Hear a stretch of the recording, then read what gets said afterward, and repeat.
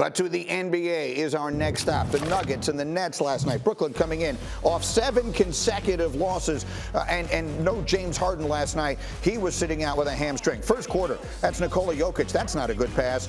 That's Patty Mills to Kyrie for a 3, and the Nets are in it. Now we got Jokic on the other end, laying it up and good. He had 27 and 12 and 10, the traditional Jokic triple-double. Now, off a Nets miss, we're swinging it around. That's Kyrie on the corner. He had 27. Nets a 5-point lead. We're still in the second.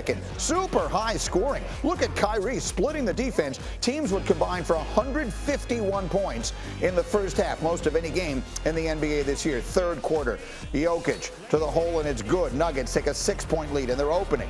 The Nuggets up 8 now, later in the third. Gordon in the corner for a 3. It's an 11-point game, still in the third. Nuggets up 14. Jokic, his 14th triple-double of the year. Nuggets go on to win it by 20. Nets have lost 8 straight. Meanwhile, Steve Nash before the game talking about James Harden and the trade deadline. The trade deadline coming up Thursday. Have you had any, I guess, any further conversations with him about where you guys stand or even where his mindset is? No, I've talked to James. He wants to be here. He wants to be here long term as well. So I don't think anything's changed other than noise from the outside. James wants to be here. We're building with James, and we think we have the best chance to win with James. So, I don't think anything's changed on the inside, in our locker room, in our communication. It's just all the noise from the outside. All right, and so the man you need to hear from is this man right here. No one will have a busier week leading up to the deadline than Adrian Wojnarowski. Woj, you and I were talking about this on Saturday. James Harden sits out again last night. They've lost 8 straight games. How do we look at the James Harden of it all between now and Thursday?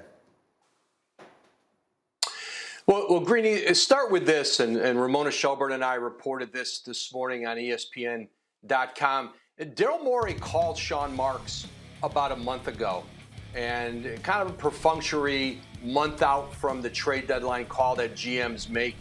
But before he hung up, he asked Sean Marks, what about James? And Sean Marks responded, well, James who? Because there are 2 Jameses on the Nets, Johnson and Harden. And Morey assured him it was James Harden, and Sean Marks responded, no. And so they have not spoken again, I'm told. We are 3 days from the trade deadline, and it remains to be seen whether Philly will try to re-engage Brooklyn on James Harden. But like Steve Nash said yesterday, the Nets are listening to James Harden. He's telling them he wants to be there, that he's committed. Now, you can look at it and perhaps see something less than that. They believe him on his injury, the hamstring he's sitting out with. But right now, listen, anything can happen trade deadline week. And when you've lost 8 games in a row, when a player like James Harden is maybe not inspiring the confidence, perhaps you are willing to listen to a massive offer from Philly. But right now, there's no indications that that's going to happen. And Philly has yet to call Brooklyn back. They may just wait till the offseason and pursue James Harden then, when he can either be a free agent, or they could then discuss a sign and trade deal because he has a year left on his deal that he could opt into.